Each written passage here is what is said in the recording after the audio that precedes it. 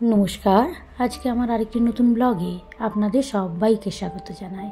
আশা করি আপনারা সবাই ভালো আছেন, সুস্থ আছেন, আমিও ভালো আছি। এখন জানেন এখানে প্রচণ্ড রৌদ্রের তাপটা বেড়ে গিয়েছে, বোঝাই যায় না এটা সকালবেলা না দুপুরবেলা।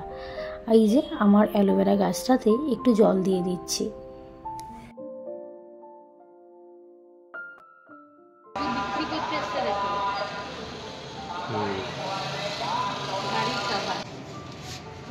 অবস্থা হয়েছে, কি রোদ, প্রতিদিনই এটাতে জল দিতে।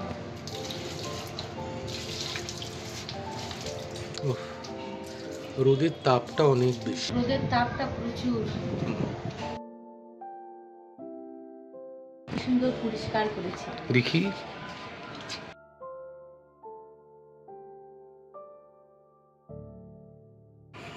দেখো কেমন এই জায়গাটাতে এখন থাকছে।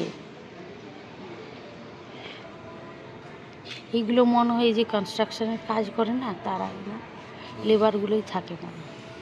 আর এই জায়গাটা এরা থাকে বলে কি সুন্দর পরিষ্কার আছে।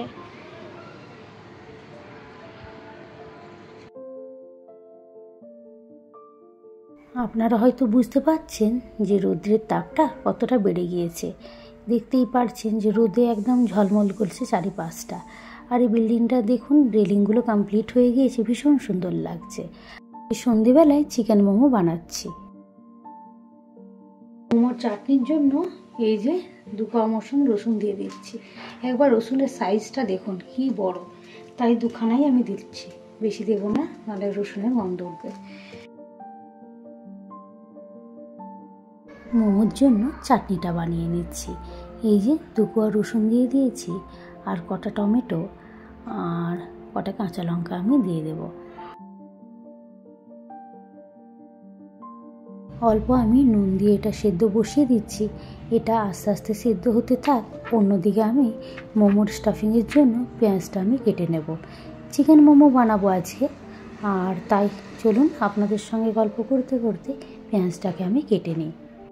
পেঁয়াজগুলোর প্রথমেই খোসাটা ছাড়িয়ে নিয়ে 2 টুকরো করে জলের মধ্যে দিয়ে দিচ্ছি। এতে কি হয় যে পেঁয়াজের ঝাঁঝটা অনেকটাই কমে যায়। তাহলে পেঁয়াজটা কাটার সময় চোখ থেকে এতটা জল বেরোয় না, আর কাঁদতেও হয় না। পেঁয়াজগুলো জল থেকে বের করে 4 টুকরো করে আমি কেটে নিচ্ছি। আর এটাকে আমি স্ট্রিং চপারটা দিয়ে কেটে নেব।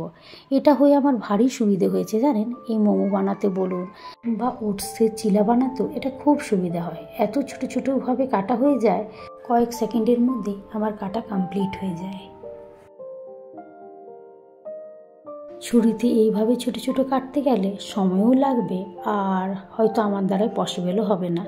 কাটতে গিয়ে হয়তো আমার হাতটাই কেটে ফেলবো। এটা হয় সত্যি আমার খুবই উপকার হয়েছে। আপনাদের সঙ্গে গল্প করতে করতে আমার পেঁয়াজগুলো কাটা হয়ে গিয়েছে। অন্যদিকে চাটনির এই যে টমেটো, রসুন আর লঙ্কাটা সেদ্ধ হয়ে গিয়েছে। এবার অল্প ধনেপাতাটাকে দিয়ে এটাকে উঠিয়ে নেব, জাস্ট ভিজিয়ে নিয়ে উঠিয়ে নিচ্ছি। এবার এটাকে স্ট্রেনারের মধ্যে ঢেলে নিচ্ছি। ঢেলে এটাকে ভালো করে জল দিয়ে ধুয়ে নেব, তাহলে এর কুকিং প্রসেসটা বন্ধ হয়ে যাবে। এবার টমেটোর খোসাগুলোকে আস্তে আস্তে করে ছাড়িয়ে নেব। আর এটাকে ছাড়িয়ে নিয়ে ব্যাস আর কিছু নেই, মিক্সির জারটাতে দিয়ে এটাকে ভালো করে স্মুথ একটা পেস্ট বানিয়ে নেব। মোমো খেতে তো সবাই ভালোবাসে, তাই ভাবলাম এই একটা বানিয়ে খাওয়াই। আর অনুভব আর শানু, বিশেষ করে অনুভব খেতে খুব ভালোবাসে এই সমস্ত জিনিসগুলো। আর মোটামুটি এটা আমি ভালোই বানাতে পারি। এই যে বোনলেস চিকেন আমি কিছুটা নিয়ে নিয়েছি। এটা কিমা করা নেই, আর আমার জানেন এই মিক্সিতে এটা একটু পেস্ট বানিয়ে করতে খুব ভালো লাগে। এটা দেখি খেতেও বেশ টেস্ট হয়, মশলাগুলো সমস্ত ঢোকে। 2 বারে আমার এই পেস্ট করা কমপ্লিট হয়ে গেছে। খুবই স্মুথ পেস্ট আমি বানাইনি, জাস্ট 2-1 বার ঘুরিয়ে নিয়েছি। এবার এটাকে ম্যারিনেশনের জন্য পরিমাণ মতো নুন, 1/2 চামচ মতন আদা বাটা আর 1/2 চামচেরও কম রসুন বাটা দিয়ে দিয়েছি। এবার একটু কাঁচা লঙ্কাকে কাঁচি দিয়ে ছোটো ছোটো করে কেটে নিচ্ছি। খুব বেশি দেবো না, 3টে মতোই আমি দিচ্ছি। এখানে আসলে লঙ্কাগুলোর খুব একটা ঝাল নেই, তো সে কারণে 3টে দেওয়া।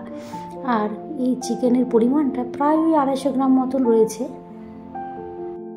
আর আস্তে আস্তে করে এটাকে মাখিয়ে নিচ্ছি, আর পরিমাণ মতন পেঁয়াজ আমি দিয়ে দিচ্ছি। আপনাদের ইচ্ছে মতন আপনারা পেঁয়াজ দিতে পারেন, খুব একটা বেশি আমি দেব না। আরেক পাশে আমি রিফাইন তেলটা বেশ ভালো করে গরম করে নিয়েছি, আর হাফ চামচ মতন গাওয়া ঘি আমি দিয়ে দিয়েছি। আর এদিকে আমি গোলমরিচের গুঁড়ো আর অল্প সামান্য সয়া সস দিয়ে আর এই গরম তেলটা এর মধ্যে আমি ঢেলে দিচ্ছি। ব্যাস সব কিছু দেওয়া হয়ে গিয়েছে। এবার এটা চামচের সাহায্যে ভালো করে নেড়েচেড়ে নিচ্ছি। এবার এটাকে ঢাকা দিয়ে রেখে নেব। তখন আরেক পাশে মোমোর চাটনিটাকে ফোড়ন দিয়ে দিই। এই যে তেল দিয়ে দুটো শুকনো লঙ্কা ফাটিয়ে নিয়ে দিয়ে দিয়েছি, আর পেস্টটাকে দিয়ে দিলাম। এবার পরিমাণ মতো নুন আর একটু কালারের জন্য কাশ্মীরি মির্চ দিয়ে এটাকে ভালো করে নেড়েচেড়ে নেব। জাস্ট একটু ফুটলেই এটা কমপ্লিট। চলুন এবার মোমোর জন্য ময়দাটাকে আমি মেখে নিই। পরিমাণ মতন আমি ময়দা নিয়ে নিয়েছি, আর পরিমাণ মতো নুন নিয়ে প্রথমে দুটোকে খুব ভালো করে মিক্স করে নেব। তারপরে হালকা গরম জল দিয়ে এটাকে মাখবো। খুব বেশি গরম জল নয়, যেভাবে আমরা আঙুলটা ডুবাতে পারি সেই রকম গরম জল নিয়ে এটাকে আস্তে আস্তে করে মেখে নিচ্ছি। ময়দা মাখানো আমার কমপ্লিট হয়ে গিয়েছে। এবার উপর থেকে রিফাইন তেল আমি বুলিয়ে নিচ্ছি। ভালো করে এটা বুলিয়ে নিয়ে আধ ঘন্টার জন্য এটাকে ঢেকে রেস্টে রেখে দেব। এবার মোমোটাকে যে পাত্রে আমি স্টিম করে নেব, এই ফুটো ফুটো থালাটা এটাতে একটু রিফাইন তেল বুলিয়ে নিচ্ছি, যাতে না মোমোগুলো চিটিয়ে যায়। আরেক পাশে মোমোটাকে যে স্টিম করব সেই জন্য গরম জল আমি বসিয়ে দিয়েছি। আর এদিকে দেখুন আধ ঘন্টা হয়েও গিয়েছে, 15টা মতন একসঙ্গে হয়। আচ্ছা, এবার এই জন্য 15টা নিচ্ছ এখন? হ্যাঁ, কারণ বাকিটা বের করে দিলে শুকনো হয়ে যাবে। আগে প্রথমে সবগুলো বেরে নেব।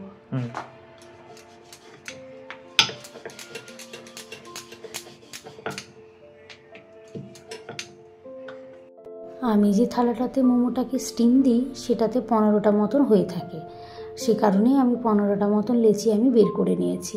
পুরোটা বের করিনি, নাহলে সে শুকনো হয়ে যায়। তো প্রথমে আমি সবগুলোকে বেলে নেব। সবগুলো আমার বেলা হয়ে গিয়েছে। এবার স্টাফিংটা এর মধ্যে দিয়ে এটাকে মুখটাকে ভালো করে মুড়ে নেব। আস্তে আস্তে দেখুন, বুঝতে পারবেন আপনারা কিভাবে আমি করছি। আর এটাকে বেলাটা খুব বেশি পাতলাও না আর খুব বেশি মোটাও না। পাতলা করলে ফেটে যাওয়ার চান্স থাকবে, আর মোটা হলে দাঁতে লাগবে। এটা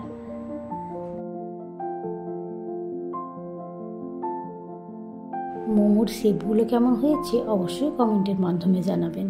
আরেকটা মোমো আমি দেখিয়ে দিচ্ছি কিভাবে করবেন ফোল্ডটা।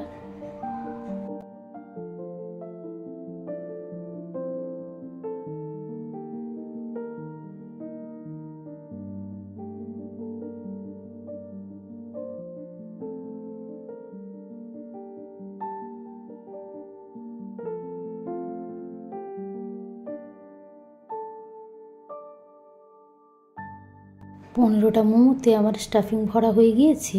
এবার এটাকে স্টিমে দেব। পরপর আমি এগুলোকে সাজিয়ে নিচ্ছি।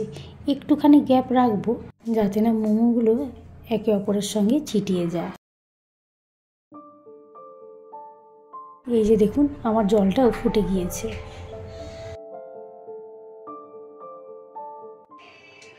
এটা এখন সেদ্ধ হবে 13 মিনিটের জন্য। আচ্ছা, 13 মিনিট বলতে মানে এটা সেদ্ধ হতে থাকবে, মিডিয়াম ফ্লেম দিয়ে দিব। আর এটা হতে হতে আরো 15টা আমি রেডি করে নিব।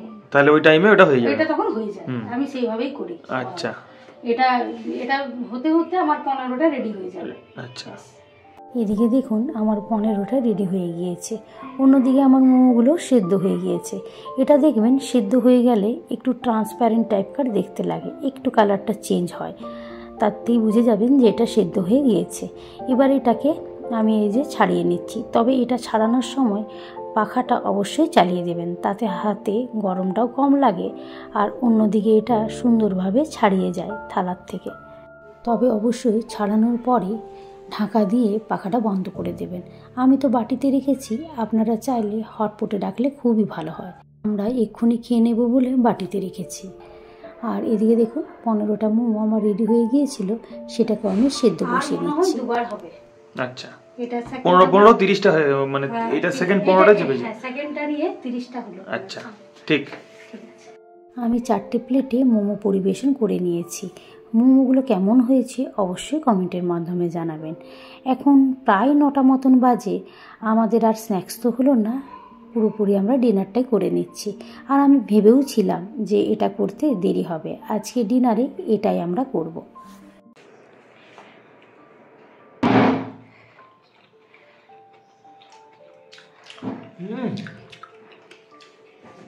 সেরা,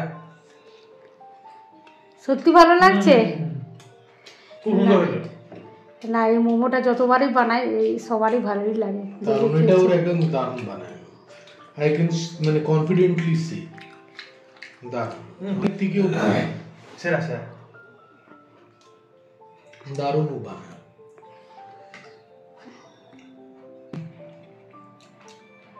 এটা আরো ভালো লাগে। কোনটা? চাটনিটা? এটা দিয়ে এখানে মেয়োনিজ আর দেয় তোমার কি বলে যে টমেটো আর চাটনিটা।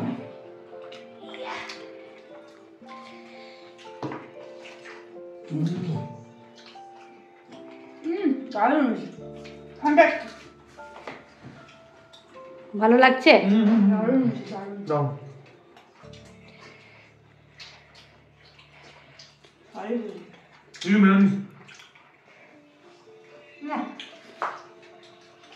এরকম সাইজ ফার্স্ট অফ অল এরকম সাইজ আর এতটা স্টাফিং কোনো দোকানে তুমি পাবে না।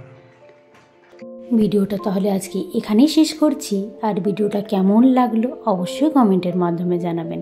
ভালো লাগলে একটা লাইক করে দেবেন। আর যারা এখনও সাবস্ক্রাইব করেননি সাবস্ক্রাইব করে আমার পাশে থাকবেন। আপনারা সবাই ভালো থাকবেন, সুস্থ থাকবেন। আবার একটি নতুন ব্লগে দেখা হবে। নমস্কার।